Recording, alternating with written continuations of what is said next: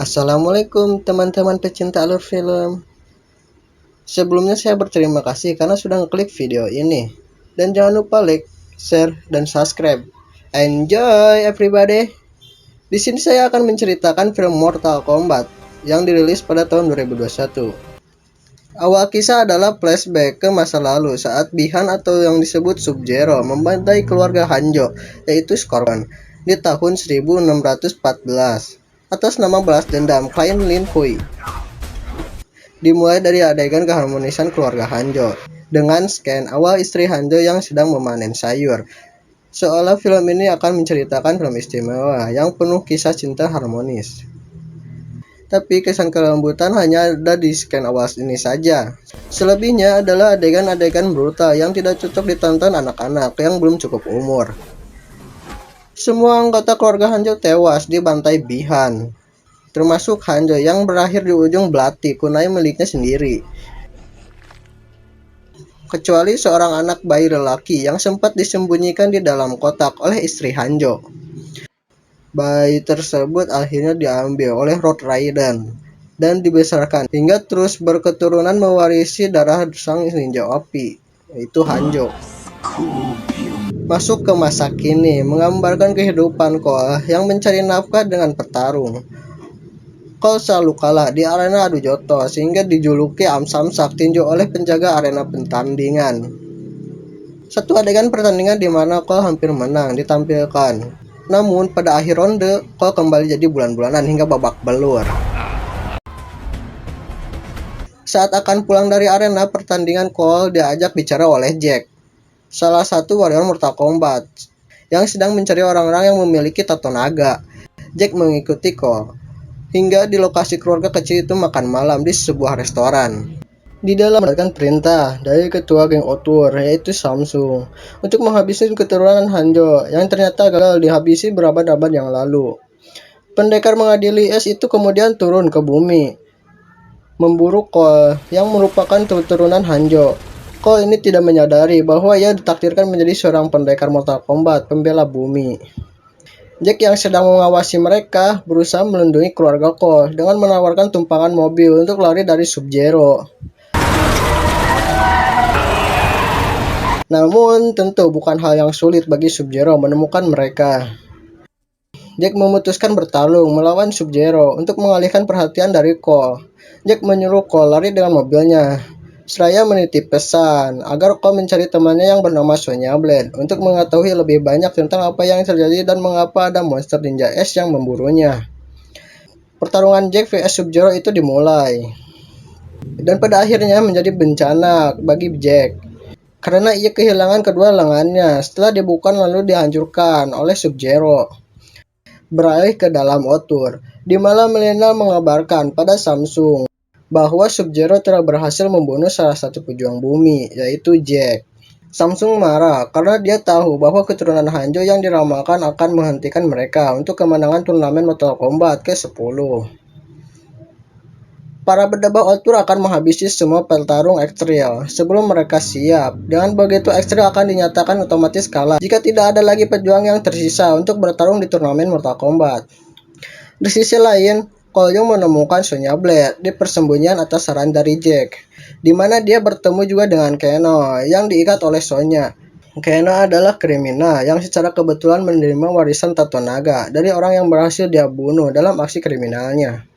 Sonya menceritakan pada Cole mengenai turnamen hidup mati bernama Mortal Kombat yang mencari menentukan nasib bumi. Sonya menjelaskan bahwa tato naga yang ada di dada Cole bukanlah tanda lahir, tapi itu merupakan undangan atau stempel bahwa dia adalah pendekar ekstrem. Seekor makhluk monster kadal alias Lepri mendatangi persembunyian Sonya Blade hingga terjadi pertarungan tak seimbang karena sang monster memiliki ilmu halimun alias tak terlihat. Hawa panas dari mulut si kadal reptil meleleh besi di sekitarnya, hingga itu dijadikan kesempatan oleh Keno untuk melepaskan diri dari borgol yang mengikatnya. Setelah Keno terlepas, dia berhasil membunuh makhluk itu dengan mengambilkan paksa jantungnya.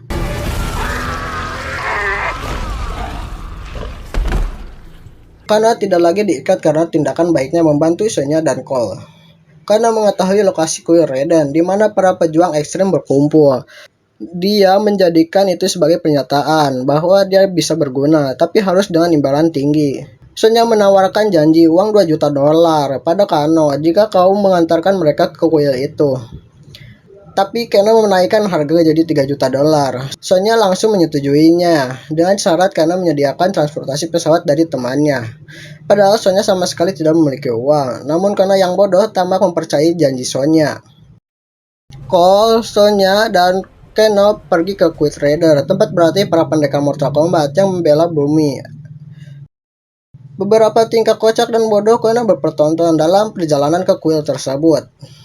Mereka disambut oleh Liu Kang, dan di sana mereka juga bertemu Kung Lao dan Red Raiden.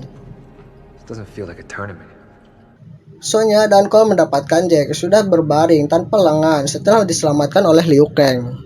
Jack diobati para bisu yang memasang lengan besi. Walau tidak kuat, lengan bionik itu bisa berguna layaknya orang normal. Cole dan Kano dilatih untuk mendapatkan Arcana mereka masing-masing, yaitu kekuatan super andalan petarung Mortal Kombat.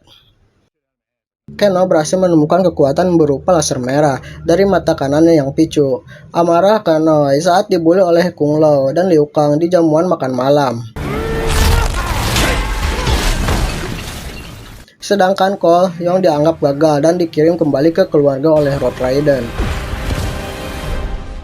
Samsung para championnya mendatangi Quiet Raider untuk segera menghabisi semua satria bumi. Namun, Road Raider memasang pagar goib yang tidak bisa ditembus pihak Outworld.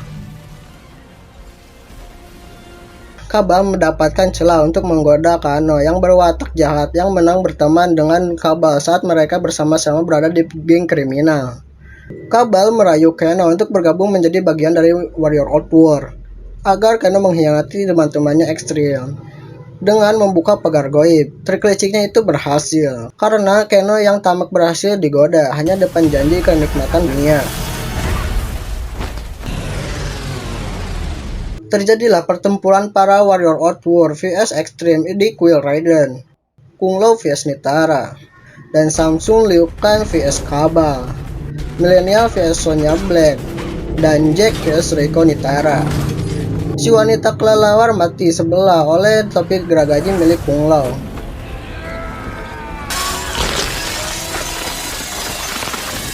Flawless victory. Dan Kung Lao mati diisap jiwanya oleh Samsung. Dalam pertarungan itu, Jack dikalahkan oleh Jenderal Reiko hingga jatuh di dekat Sonya yang sudah pingsan setelah dihajar oleh Mileena dan dicolok luka bahunya oleh Kano. Jack mencoba menyelamatkan Sonya dari himpitan batu tangan patung raksasa yang dipotong oleh laser dari mata Kano. Dengan keinginan kuat penyelamatan temannya, Jack mendapatkan arkananya, yaitu lengan yang berubah menjadi super kuat dan mampu mengangkat batu besar dengan mudah. Raksasa bertangan 4 atau yang disebut Goro diutus untuk mendatangi Cole di rumahnya, lalu menjadi pertarungan tak seimbang karena Cole belum menemukan arkananya. Dari pertarungan tersebut, akhirnya Cole mendapatkan arkananya berupa jirah berwarna emas dan sepasang tanfa yang seperti pedang pada sisi luarnya. Pemicu Arcana tersebut adalah rasa ingin melindungi keluarganya dari ancaman pembunuh oleh Goro. Jirah emas yang kuat menahan pukulan sebesar apapun itu.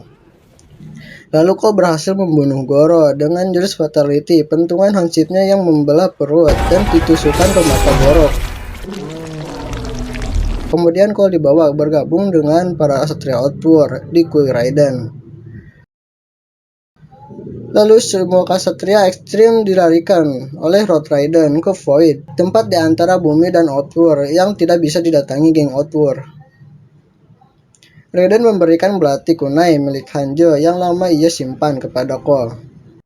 Di sana Cole menyampaikan idenya untuk melawan Samsung dengan melakukan duel 1 lawan 1 tiap Satria Outworld.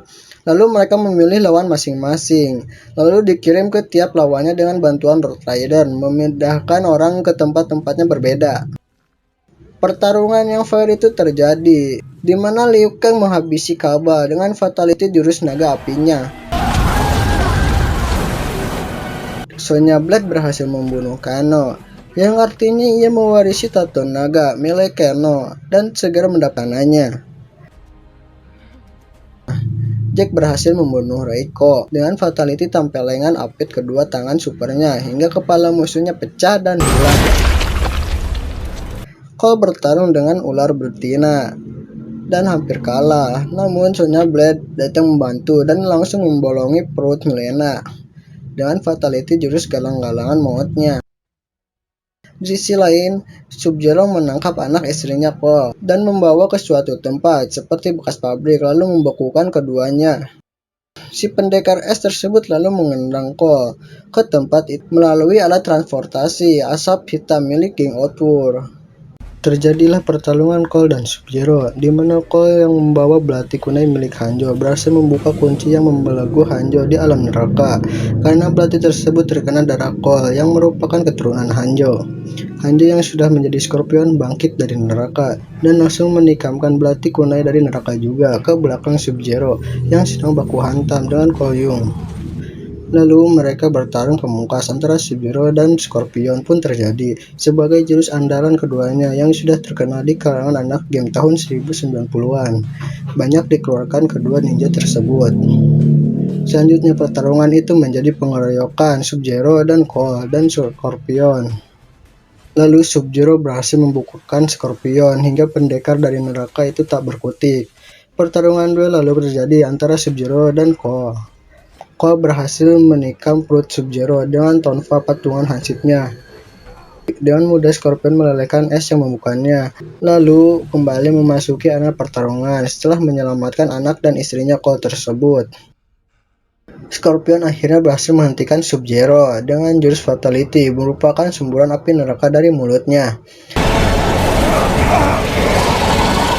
Dinginnya tubuh Sub-Zero tak mampu menahan panas api neraka hingga hangus seperti burung yang dipanggang. Dengan tumbangan Sub-Zero berakhirlah seluruh rangkaian petarung sadis dan penuh aksi keren para aktor yang memerankan tokoh-tokoh pendekar Mortal Kombat. Selanjutnya, Samsung mendatangi geng Ezreal yang sedang membahagiakan karena berhasil menghabisi semua pendekar berwatak jahat milik Outward. Samsung mengobrol dengan Road Rider sebagai penutupan pertemuan di luar turnamen resmi tersebut. Dia mengakui kekalahannya, namun berjanji akan membalas dengan lebih keras. Samsung mengambil kembali tubuh Sub-Zero dan asap hitamnya, yang menjadi clue bahwa Sub-Zero belum mati atau akan dibangkitkan lagi oleh penyihir Samsung. Saat terus mengoceh dengan berapi-api, Road Rider mengelak mendengarnya, lalu dia libas dengan petirnya untuk mengusir penyihir kembali ke Outward. Road Rider menutup pertarungan liar di luar turnamen resmi Mortal Kombat tersebut. Road Rider mengabarkan bahwa dia akan menghadirkan pendekar baru untuk mempersiapkan turnamen resmi Mortal Kombat.